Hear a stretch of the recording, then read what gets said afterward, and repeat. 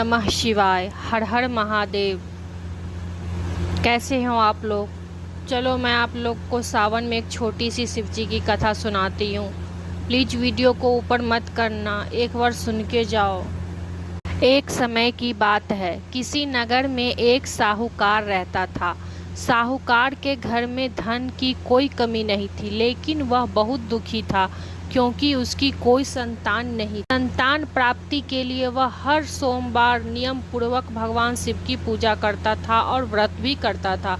साहूकार की भक्ति और पूजा देखकर एक दिन माता पार्वती ने भगवान शिव से कहा, हे महादेव, इस साहूकार ने आपकी बहुत सेवा की है, इसे पुत्र प्राप्ति का वरदान देना चाहिए। भगवान शिव ने माता पार्वती से कहा, हे पार्वती, इस साहूकार के भाग्य में पुत्र का योग नहीं है, फिर भी यदि वह व्रत करेगा तो मैं उस पुत्र का वरदान तो दूंगा, लेकिन वह बालक केवल 12 वर्ष तक ही जीवित रहेगा। साहूकार ने भगवान शिव की बात सुन ली, लेकिन फिर भी उन्होंने व्रत करना नहीं छोड़ा।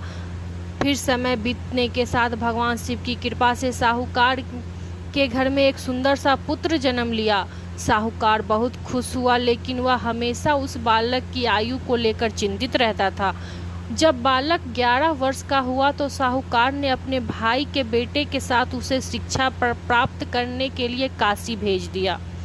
रास्ते में जहाँ भी वे रुकते वहाँ यज्ञ करते और ब्राह्मणों को भोजन कराते। चलते चलते वे एक नगर में पहुँचे जहाँ के राजा की बेटी का विवाह होने वाला था, लेकिन जिस राजकुमार से विवाह तय था वह एक आंख से काना था।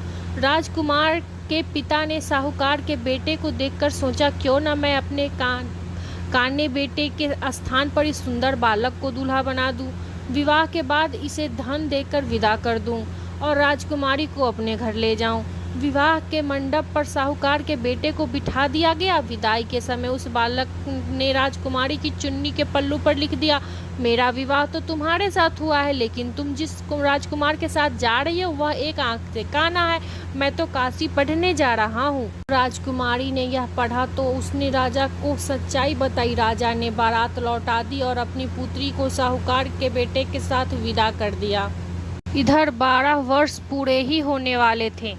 इससे आगे की कहानी कथा जानने के लिए पार्ट 2 देखें। धन्यवाद।